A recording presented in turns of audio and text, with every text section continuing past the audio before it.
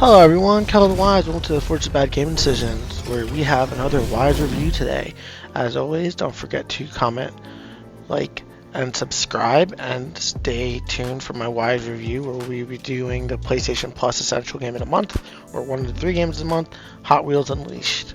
So as always, stay wise and enjoy the review, everyone.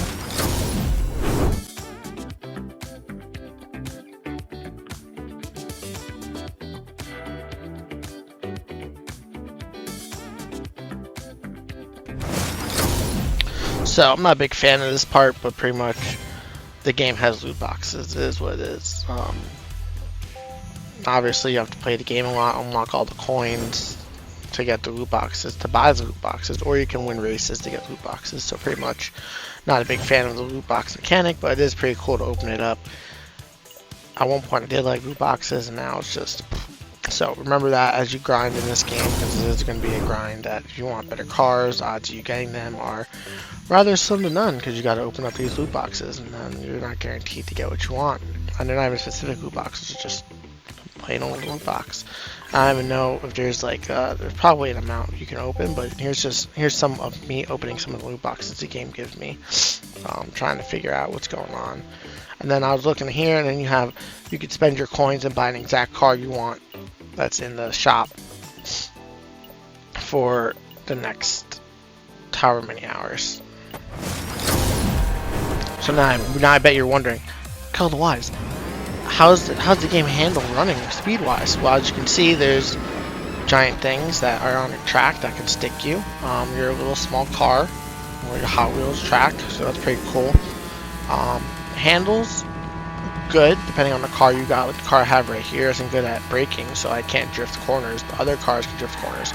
So the mechanics of how well the car handles when it tells you in the beginning of the race, when you pick your car, that really does mean something. It's not like another game where it's like, oh, this car handles a little bit better, but they all handle the same. Like, no, you can specifically tell the difference in how it handles, and that's probably the interesting thing. And the cars flip, like they're little toy cars, so like people bash into you and you flip and you roll over.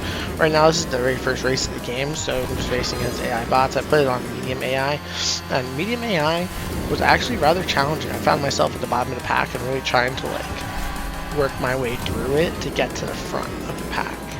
And I think that's why I can't imagine what hard it is on this game, but it is like, even if you're in first place and you think you're in first place by a lot, you're not in first place by a lot, because that second AI bot is right behind you in case. So I thought that was pretty cool, because most of the time you play games like this, and the AI level isn't really hard, so you're kind of just crushing them. But I found myself really struggling with the 4 or 5 races I did in this game. And then this stupid spider thing, oh, I set him up, oh, I got that guy set up, and that's how I stayed in first place. And also this racetrack was rather easy. So there's a whole bunch of different boards, a bunch of different racetracks, which I thought was pretty cool. They're all different layered, different ways. They kind of look the same, they kind of can't. And the one caveat I'd have to say is that you can't really enjoy the little scenic world that you're driving around, because you're so focused on trying to drive that you don't even see that, you know, you're in a skate park. And underneath the skate park, there's a whole bunch of stuff in the background, but you can see it when you're rewatching it. You know what I'm saying? But you can't see it.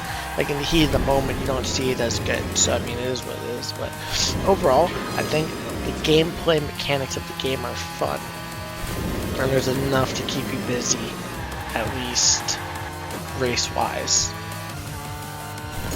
But overall, I thoroughly enjoyed the racing. It was just, you know, some of the races can be really long, and some of the races can be really short. The really short races, if you mess up once, then you're pretty much doomed.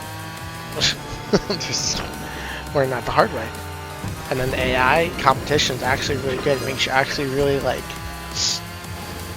have to figure it out. And then there's air time. You can guide your car in the air with the booster. It's kind of they did good on this game. This is obviously the PS5 rendered version of it.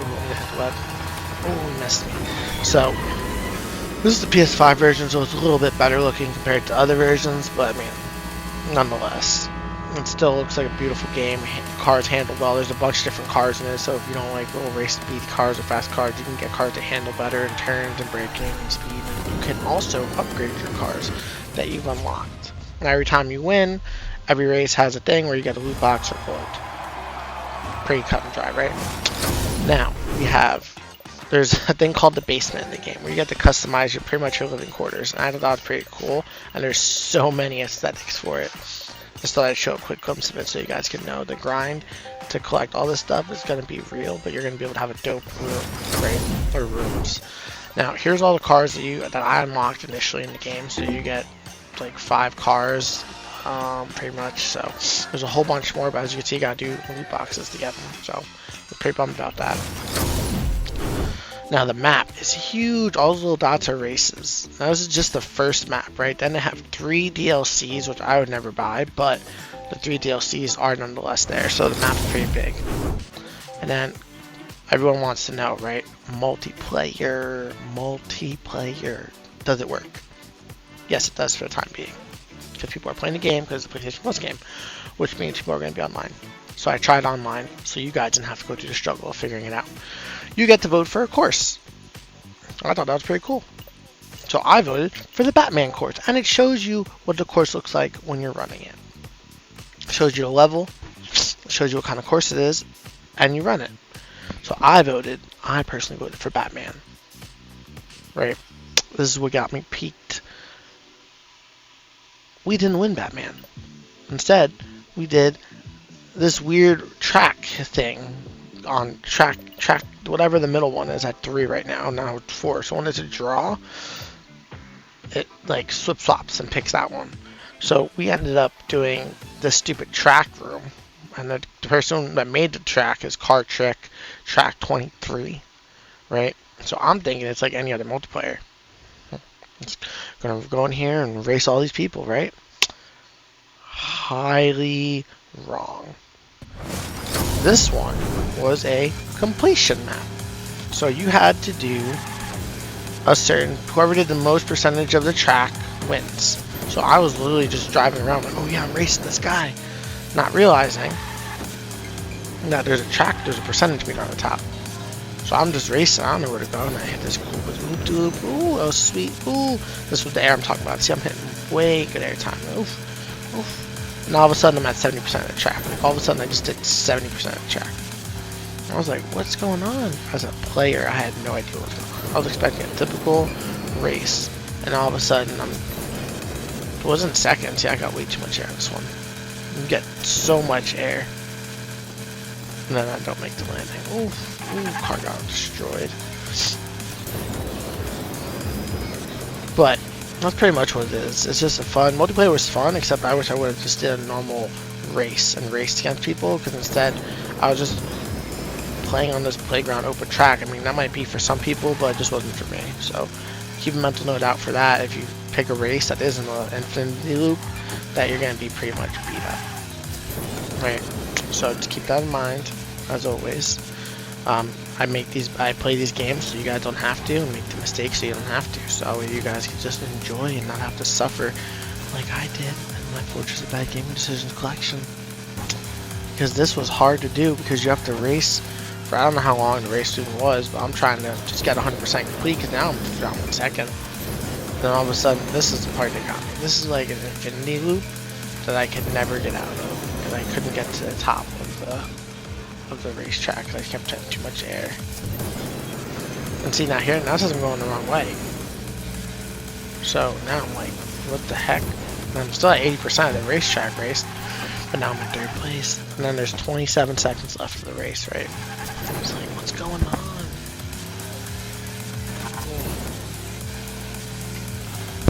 And then all of a sudden I lost my percentage. I was just like, what? That took me a minute to figure that out. Like a real solid minute to figure that out. And I ended up taking 3rd. So that's multiplayer for you. So make sure that when you vote for the infinity sign, not an open-ended track, because it's going to be a hot mess. So FYI on that one. And then lastly, there's a track editing thing. I thought that was pretty cool. So you can pick a track, and then you pick a room, and you can make a track, and it has all the stuff that you would expect in a track editor, which is the same stuff, lay it down. It was a little wonky, but I can see how people can make some really dope tracks with this. So this is my wise review.